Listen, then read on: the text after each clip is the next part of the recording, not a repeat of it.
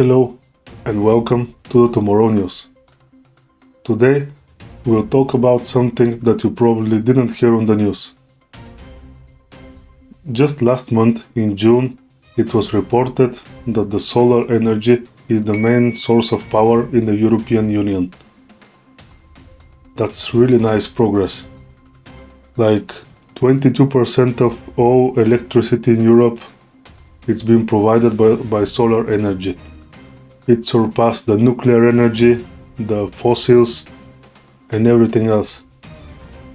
This was made possible by countries like Netherlands, Spain, and Greece. They invest a lot in the solar power and they produce a lot of their home energy from solar panels.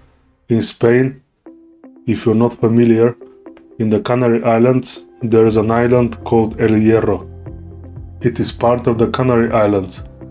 That island is the first one since a couple of years ago that produces its own energy, only coming from ventilators and solar energy. That's really good that the whole Europe now is starting slowly to move towards this renewable energy. It's part of other debate if we shouldn't invest more in nuclear energy.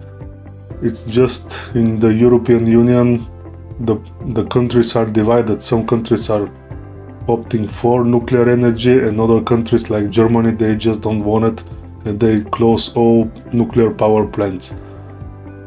All in all, the nuclear energy is just the best way of getting energy. It's the cleanest, it doesn't produce any wastes or nearly any wastes, and it is just the most secure for now. The only problem is that some disaster like the Chernobyl and Fukushima happened, and whenever that happens it affects the whole world to some degree that we don't even now understand. That's why countries like Germany, they're still cautious with it. But those are good news now, that we're slowly moving from fossils to renewable energy, solar, aeolic, even nuclear. It's an example the whole Europe and soon the whole world should follow, because in some time now the fossils will be finished and we'll have to find a way to obtain another type of energy. So those are good news. In Europe, 22% of the whole energy supply came just from solar energy. So yeah, that is thanks to the reducing of the cost of the energy.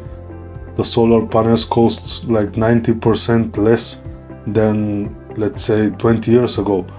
And also the governments, they substitute these types for businesses or homes. So those are really good news, really.